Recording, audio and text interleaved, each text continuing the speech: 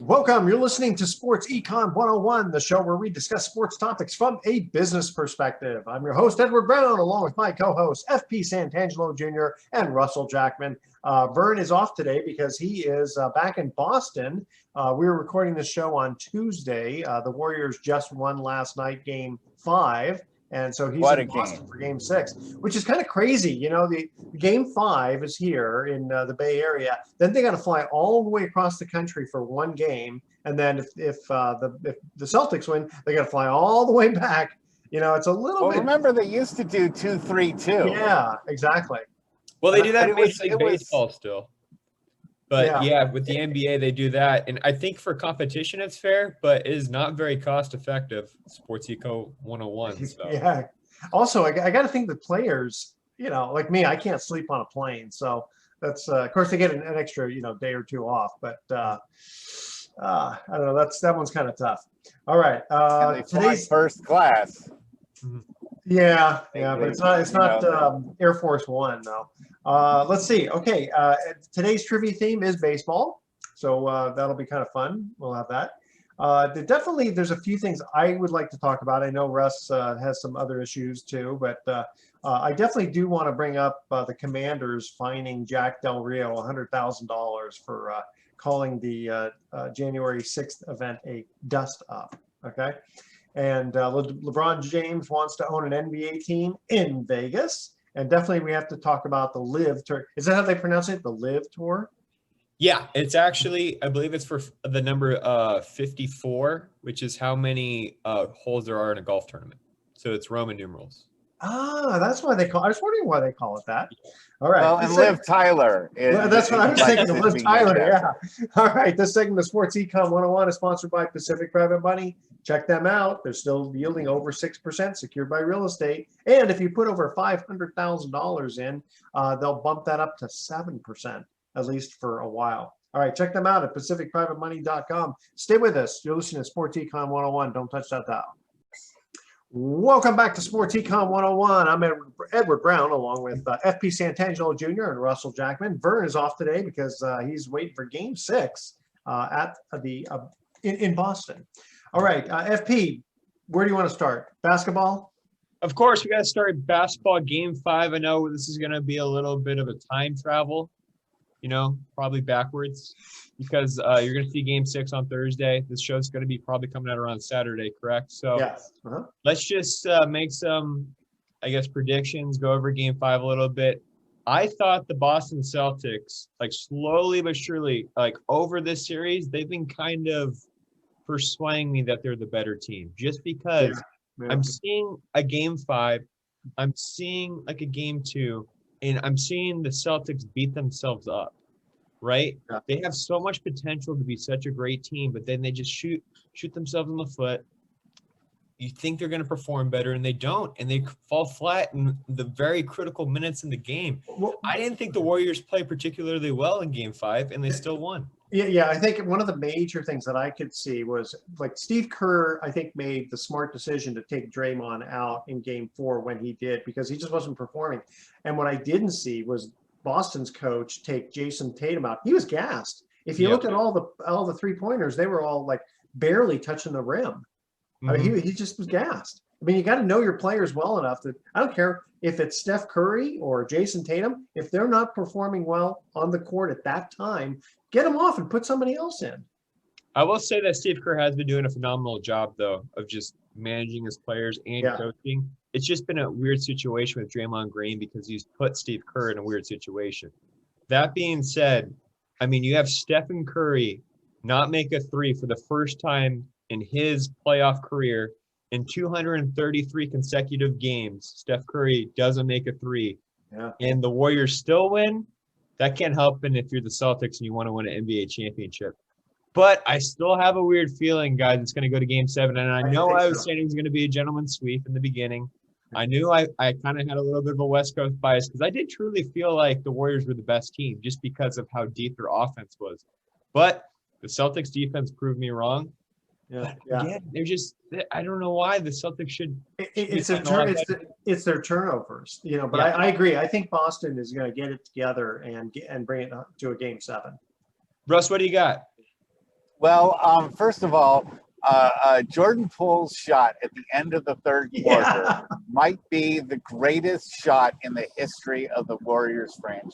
It may go down as the single greatest shot that has ever been made by a Warrior in any game. Wait a I minute. don't know about that. I'll take you up on that. Steph Curry against the Oklahoma Thunder. Yep. Oh, that was in the NBA Finals, right?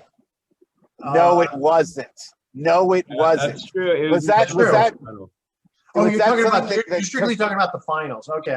Okay. Yeah. Well, even when it's the finals, it makes it more important.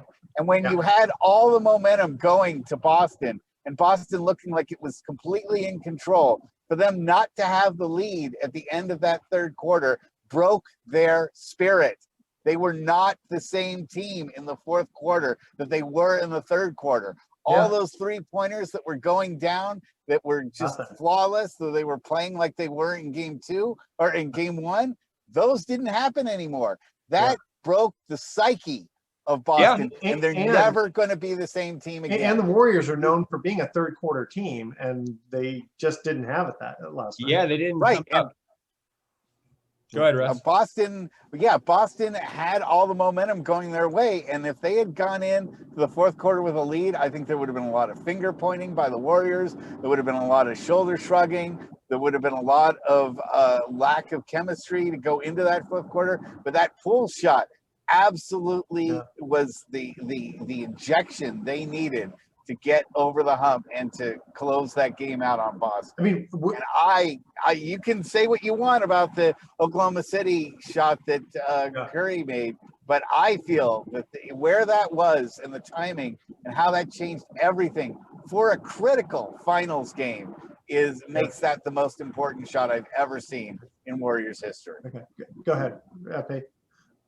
Well, guys, I just want to put this out there. Andrew Wiggins is silently having one of the best series in NBA Finals in a very long time. He's kind of sneakily could be the MVP for the finals, right? Absolutely. And he's just doing the right things correctly. But then you have a sexy shot like that Jordan Poole makes, and he's made a couple of these right before halftime, and I believe it was game 2, right? Yeah. So it's so interesting to me from a branding standpoint, and Sports Econ 101, we could talk about this.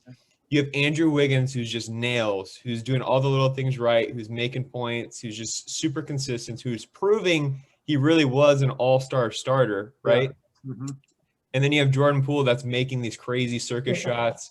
That's like just electric when he's driving to the hoop. Really, really, really quick twitch and fast pace.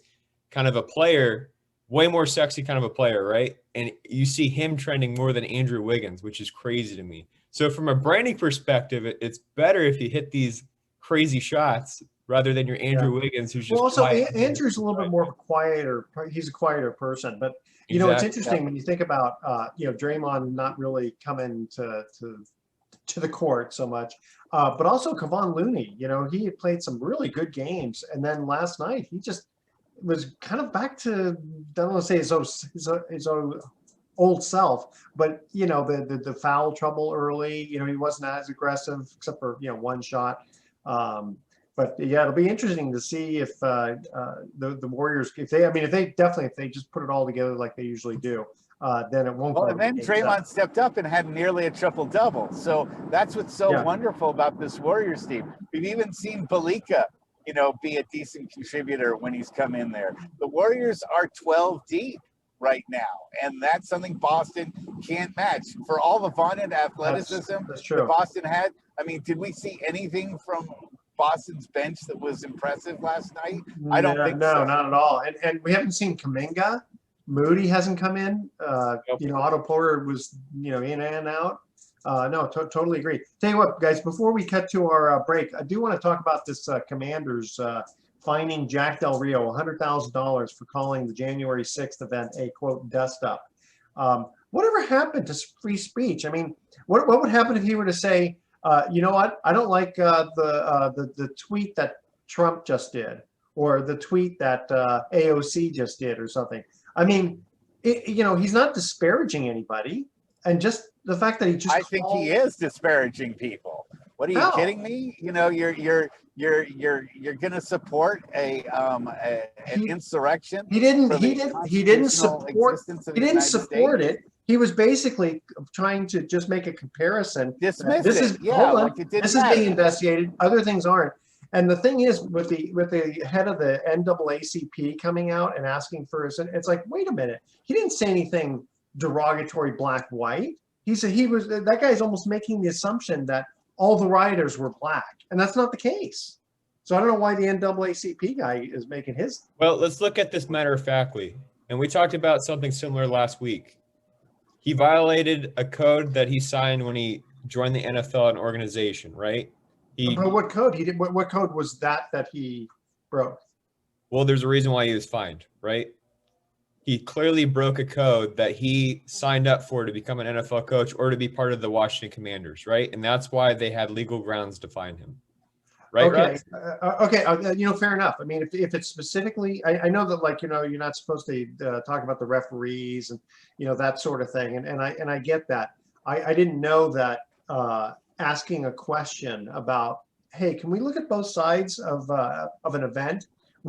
Just the fact that he used the words "dust up." I mean, that's really why he got fined. I just have a question about why that is such an evil Could thing. have chose to say no comment on it, or I want to talk about the team.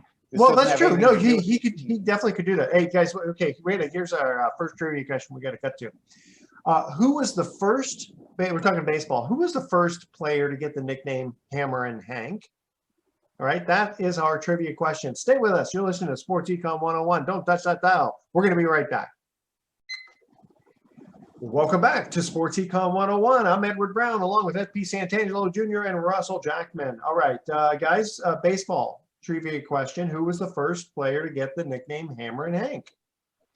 I'm going to go with Hank Aaron, even though it's a trick question. Yeah, Russ? I only know two hammers, and that's Greg the Hammer Valentine and Hank Aaron. So that's all I got. Okay, the first player to get the nickname Hammer and Hank was actually Hank Greenberg. Oh, 1933, around that era for the Detroit Tigers. Oh yeah, I remember that when I was watching baseball in 1933. Yeah. No, that makes sense. I know Hank Greenberg. See, FP's a lot younger than you and I, Russ, and he knows who Hank Greenberg was. I'm a baseball nut, though. It's different. True. I'm a baseball nut. I mean, Russ, come on. Russ, do you not know who Hank Greenberg is? I mean, it wasn't coming right to my mind. Well, but it wasn't coming to my mind either. Especially being Jewish and how he was, discriminated against. I mean, he actually had death threats and anti-Semitic stuff going on. And Yeah. This is before. Think about it. 1933. That was before World War II. Yeah. And all that stuff was His going nickname on. should have been Hamantashen then. Not Hammer. It should have been Hamantashen. Go look it up, guys. Go look it up. Is that's a good Yiddish term, probably, right? No, it's a Jewish term. It's a Jewish confectionery. But we'll move on because we'll lose our audience if I. That's okay.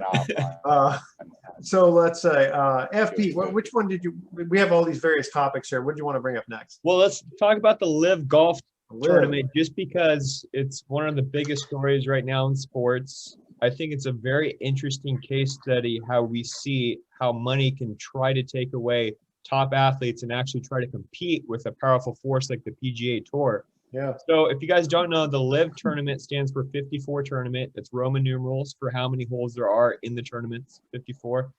And what they're doing essentially is taking top talent like Phil Mickelson, Bryson DeChambeau, Dustin Johnson, and paying them ridiculous amounts of money. They even try to get Tiger Woods for $900 million to just play in this tournament. And it's backed by a Saudi royal family. Yeah. Very controversial, by the way. They're known for making people disappear. Very anti gay rights, very anti-women. Just remember, when you're paying $8 a gallon, where that money is, how they're raising that money to pay $900 million. Well, then, to pay Phil Mickelson. So every time you go to the what about the big quote dust up with China and how LeBron James seemed to have a problem with all the stuff that was going on in China. Yeah, it's funny how that was swept under the rug. But anyways, we're talking about the Live Tour here, and it's just a very, very interesting case study of what's going on. So Rory McIlroy won the PGA U.S. Open yesterday, And then he went to say that those players are taking the easy way out by joining that golf tournament. Just because the PGA Tour guys aren't making as much money, but it's better competition, right? So it's almost like if somebody came to you at your job and say, hey, we want you to join a lesser known startup company, but we're going to pay you $50 million to do less work, and it'll be less harder. There'll be less in it. It will affect your legacy, but who cares? You're getting $50 million. Would you do it? You know what? I was going to say that I don't necessarily think this is just spur of the moment. I don't think Rory is wrong with that comment. I mean, they really, if you think about it, you play against other tour members, it's going to be harder and you're not going to make as much money. So is it the easier way out? It sure seems like it, doesn't it? Yeah. And then another very important detail that I failed to mention is that if you join the Live Tour, you're banned from the PGA Tour. So all these very, very prominent athletes in the PGA Tour are now banned from the PGA, or that joined the Live Tour. At least for now, until there's, let's say everybody leaves and then suddenly they're not going to get it. That's why I was wondering, Mike, I had a comment here. I said, are we going to start seeing lesser quality players in the PGA? And if that happens, you know, those ratings are going to go down. And they're going to, and I'll bet if that happens, they're going to look and the money will drive this thing and they'll say, okay, well, you know what? I know we said you have a lifetime ban, but it's not really a lifetime ban. Come on back to the States, you know? Wow. I hope America holds its form and doesn't watch the Live tournament and instead stays with the PGA. And, you know, in the past have worked for people that I didn't respect that offered me a lot of money. And in the end, it didn't work out. And I just think that the Saudis are not the kind of people that these golfers are going to enjoy working for over the long term. I mean, they had a lot more control over what was going on with the PGA. Well, let me ask you guys. Let's say for just a minute it wasn't Saudi Arabia per se, or let's just say hold on. This is just, I just want to get your feel on it. Let's just say this was like a country that nobody had an issue with. All right. Yeah. I mean, the PGA would still basically say, "Hey, you're defecting. You're like a scab, so to speak." So that I don't think. Then I wouldn't care. Then I truly wouldn't care if it wasn't Saudi Arabia that was involved. I wouldn't care if another company tried to usurp the talent. Gotcha. It just be friendly competition, really. Yeah, that's a great point, Edward. So I can see something happening like this, like in another sport sometime soon. Right. Yeah. I feel like if the course of history runs itself, right, and maybe in like 200 years, one of these sports leagues is hurting. Maybe it's the NHL, maybe it's Major League Baseball, even though Major League Baseball has a weird antitrust exempt, so they can pretty much just drop the hammer on anybody and get away with things. But if Major League Baseball didn't have that antitrust exempt, I feel like that would be the next major sports league to have an uprising like this, where a group of billionaires got together and said, wait a minute, we don't want to play by the commissioner's rules. We're sick of all this change in baseball. We feel like the players are getting the lower hand here. Let's start absorbing the talent. And they would go get guys like just like the USFL and the XFL have done. And how have you guys got your season tickets to either of those leagues? Yeah. Well, the NFL really. The difference is with that, Russ, it's only like one billionaire investing. I'm talking about that's true. like legitimate money where it's like, okay, oh crap. They can go out and get Ronald Acuna Jr. or Mike Trout and bring him to the league. Yeah. And maybe it's not like the NBA anymore. What if it's like a world-run basketball league when technology becomes so easy and accessible, where like planes are traveling faster, which, you know, Boeing has said like in 100 years we'll be able to get to like LA to London within like 3 hours, right? Yeah. So when that technology starts happening and there's like a London basketball team and there's like a Mexico City basketball team and there's like a Tokyo team, okay, now there's going to be a billionaire groups of investors from all over the world to challenge the NBA or the NFL.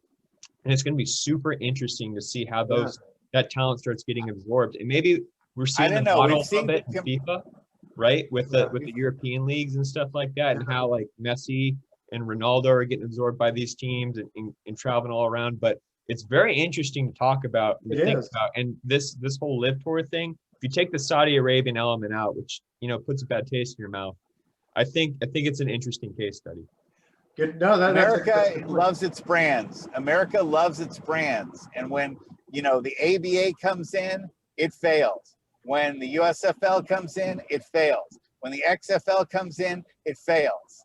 It's just when it comes to America, we like our, baseball, hot dogs, apple pie, and Chevrolet.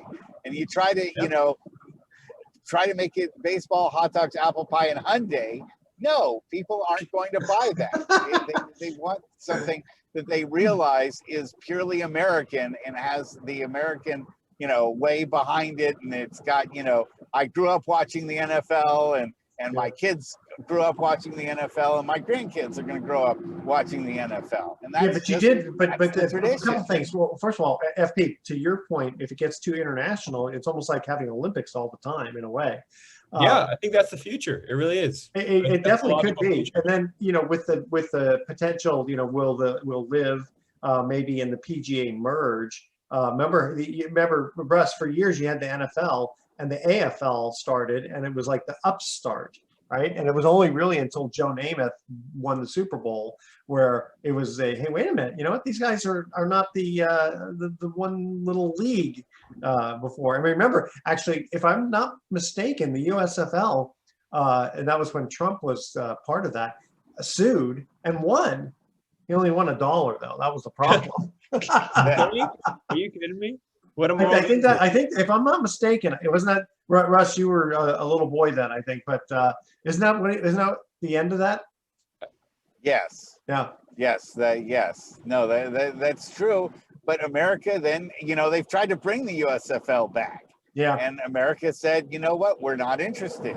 Well, yeah, but partly it was because they did it in the summertime. And it's like, you think of football, you think of colder weather, and especially trying to compete with baseball. I mean, they would literally have to do it on Sunday. They have to do it at the same time, and then try to get the better players and try to get some kind of networks to buy into it. Imagine if there's an international sports league. Sorry, Russ. Imagine if there's an international basketball league, and a team from China goes, we want Stephen Curry, and we're going to pay him $400 million for the next 3 seasons to go play in China and be part of this international league with teams from London, with teams from Africa, with teams from Italy, and with teams from Mexico, like all over the place. Well, you kind of do have that with some players, not at Steph Curry's caliber, but there are some players who are maybe on the tail end or they just couldn't make it. Hey guys, wait, we're going to cut to our next commercial break here, talking baseball. What Baltimore manager was famous for turning his hat sideways while kicking dirt on an umpire? This one, I know Vern was here. He'd know this one. Yeah. All right. That's our trivia question. Stay with us. You're listening to Sports Econ 101. Don't touch that down. We're going to be right back. Well, welcome back to Sports Econ 101. One more time. I'm Edward Brown, your host, along with FP Santangelo Jr. and Russell Jackman. What Baltimore manager was famous for turning his hat sideways while kicking dirt on an umpire? I'm going to say it was Earl Weaver. Yes. Very good. You guys both knew that. I thought that was he's one of the greatest interviews of all time. I think he gave some of the most colorful interviews of any professional athlete. Even a professional wrestler has to look at what Earl Weaver did and say, you know what, that's some good promo there. I mean, you think go about, look it up on YouTube. Go look up some Earl Weaver tirades. Okay. Oh yeah, the tirades for sure. I mean, think about it. Brooks Robinson, Frank Robinson, Boog Powell, Paul Blair, Jim Palmer. I mean, he had some pretty high-powered players on his team. All right, guys. Let's see here. Moving on. You want to talk a little baseball there? Yeah, sure. So, guys, over the weekend, if you don't know, here on the West Coast, I know this is a national show, but the Giants played the Dodgers in a 3-game set. Really good baseball all the way around.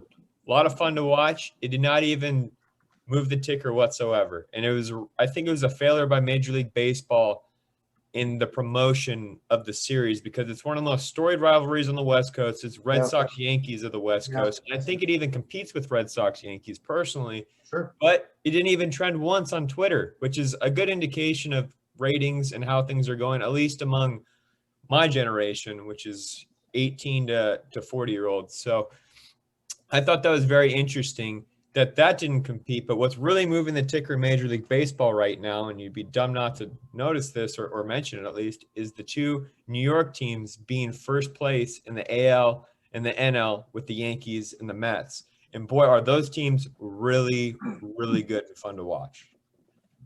You think we're gonna have another? Well, yeah, series?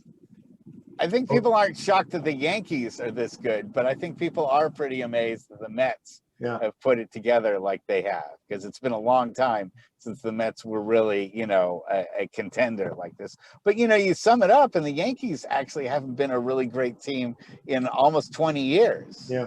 So, well, wait a minute, the Mets lost to Kansas City in 2015, I think it was. So, I mean, they had a pretty good team back then. That wasn't that long ago. Right, but that's now looking at 7 years past. Yeah. Yeah. Well, they had a great pitching staff, and Russ, I would actually flip-flop it because that's a whole different generation of baseball players if you look at it that way. Right, go ahead, FP. Yeah. Well, I was just saying, if you looked at like the way I see it, Russ, is I'm surprised that the Yankees are good because they didn't really make too many different changes during the offseason. And then you had Steve Cohen, one of the richest owners in sports, come in with the Mets and just said, you know what? Here's a blank check. Go get me anybody. I don't care. Get Max Scherzer, get Mark Canha, get Starling Marte, get all these all-stars and studs. We're going to win. I don't care. I can show you I can buy a winning team. He did. And guess what? Jacob deGrom and Max Scherzer haven't even pitched that much because they've been on the IL, and they're still winning games. So it shows you that if you want to try and spend money, you're going to win some games. Believe it or not, money buys talent, and money wins games. We see that with the Dodgers, the highest spending team in baseball. Even though they've been playing bad baseball the past 2 weeks, and they're probably going to lose Walker Buehler for a huge part of the season now. But it goes to show you that if you open up the pocketbook, surprise, you're going to be good at sports. And you see that with the Warriors, too. The Warriors are sometimes that works. Yeah. I mean, Aaron Judge is having sometimes that works and sometimes it doesn't. Yeah, the Lakers are way over the salary cap. New York did spend a lot of the Yankees did spend a lot of money in the mid 2000s and only have one title to show for it. It doesn't always work. I still believe that a lesser salary team that has chemistry is better than the high-priced, team that doesn't always get on the same page with everyone. So the 3 out of the 5 teams right now that are the highest spending teams are in the playoff hunt. I think it's 4 now because the Phillies are back on track. So 4 of those 5 highest spending teams are, if the season ended today, would be in the playoffs. And what it's all about, if your ownership, is getting in the dance and getting that playoff money, getting that playoff revenue, selling that merchandise. That's how you start making your money back on this. How much do you know how much they make if they hit the playoffs? I think I don't know have the numbers in front of me, but what I remember being told, it's a lot of money because the upcharge on the ticket prices are huge. The merchandise, the TV, TV rights, the advertisements are jacked up just because the ratings are higher. Everything just goes through the roof. So you're essentially gambling on these payrolls. Hopefully you get a return, right? And it's not just the pride of I want a ring. Yeah. That's what you're sold as a fan, right? The pride of the ring. And winning does bring in a lot of money. Do not get me wrong. And trust me, these billionaires at the boys club, in a lot of cases, they want to show off their rings with their middle fingers. Yeah. Right? But at the end of the day, it's about making money. And if you spend the money and you get in the dance, my goodness, you're going to make a lot of money. But then you can also argue what Russ is saying, that if you spend less money, there's chemistry and you end up winning, right? Like maybe the 2019 Washington Nationals or, the Giants in 2010, where they didn't have the biggest payroll, but they ended up winning. Yeah. Well, then you're like really, really, really in the black and you're making tons of money. Well, and the thing is that pushes to the next year, right? I mean, like the Washington Nationals, let's say, the year after they won, I'm sure they were a lot more popular too. There are a lot of other fans who just, this team. Hey. Well, unfortunately, COVID happened in 2020, so they had no fans. True. So they really got screwed. But in most cases, you see a huge jump in attendance the next season, huge jump in merchandise sales. It's all about winning at the end of the day. But trust me, you make your money back when you get into the playoffs. It just seems like for some reason the A's are just always, even if when they have good teams, they just, yay, we got 15,000 fans at this game Yeah, instead of that's a whole 11,000. different thing. They're really at the tail end. They're running out of hope because of this whole housing being tied into the building of the park, and Oakland not wanting to take any compromise on the housing situation, the low income housing, and the A's not wanting to stay around to build all that. I have a feeling that the A's will be headed to Las Vegas. Yeah, and I wouldn't be surprised if the Tampa Bay Rays had somewhere too, because they're a good team every single season, and they don't really have. They don't get hardly any fans. I think one time they had like 900 fans or something ridiculous. Yeah, it's insane. Yeah, and I don't know how much. I mean, you got to figure. Okay, there's 82 games, right, or 81 games at home.